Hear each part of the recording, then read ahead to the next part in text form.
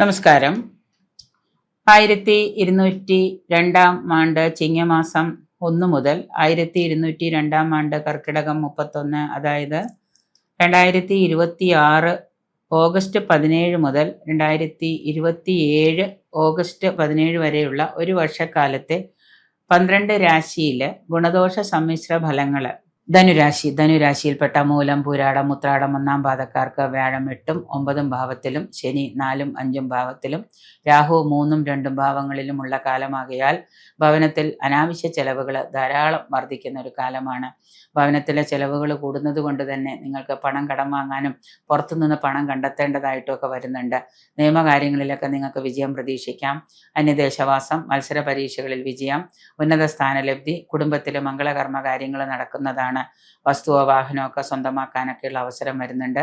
കർമ്മരംഗത്ത് ഉയർച്ചയും അനാവശ്യ ചെലവുകളും ഒക്കെ ധാരാളമായിട്ടുണ്ട്. ശരീര സുഖക്കുറവ്, മനോദുഃഖം, കർമ്മരംഗത്ത് ഉയർച്ച, അധിക ചെലവുകൾ വർദ്ധിക്കുന്നു. ധനവ്യയം ഒരുപാടായിട്ട് വന്നു ചേരുന്നുണ്ട് ധനുരാശിക്കാർക്ക്. പൊതുവെ മൂലം, പൂരാടം നക്ഷത്രക്കാർക്ക് ഈ സമയത്ത് ധാരാളം പ്രതിബന്ധങ്ങളിലൂടെ കടന്നു പോരുന്നത് കൊണ്ട് തന്നെ അവരുടെ മനസ്സ് വളരെ അസ്വസ്ഥമാകുന്ന ഒരു കാലമാണ്. മനസ്സിന് അസ്വസ്ഥത മാറുന്നതിനും മാനസിക സംഘർഷം കുറയ്ക്കുന്നതിനുമായിട്ട് പറ്റുമെങ്കിൽ ഈശ്വരാരാധനകളും പ്രാർത്ഥനകളും സ്വായത്തമാക്കാനായിട്ട് ശ്രദ്ധിക്കാം.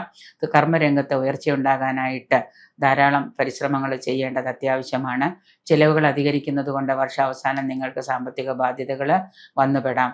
കൂടുതൽ ശനിയാഴ്ച വ്രതവും വ്യാഴാഴ്ച വ്രതവും നോറ്റ് കൂടുതൽ ദോഷശമനങ്ങൾ വരുത്താതിരിക്കാനായിട്ട് പ്രത്യേകം ശ്രദ്ധിക്കുക. വ്യാഴാഴ്ച ദിവസം എണ്ണ തേച്ചുകുളി, വ്യാഴാഴ്ച വ്രതം, എണ്ണ തേച്ചുകുളി ഒഴിവാക്കുക, വ്യാഴാഴ്ച വ്രതം എടുക്കുക, അന്ന് മത്സ്യമാംസാദികളൊക്കെ ഭക്ഷിക്കാതിരിക്കുക. അതുപോലെ തന്നെ പറ്റുമെങ്കിൽ ക്ഷേത്ര ദർശനം സ്വായത്തമാക്കുക. വൈകുന്നേരങ്ങളിൽ ഷോഡശ മന്ത്രങ്ങളൊക്കെ ഉരുവിടുക.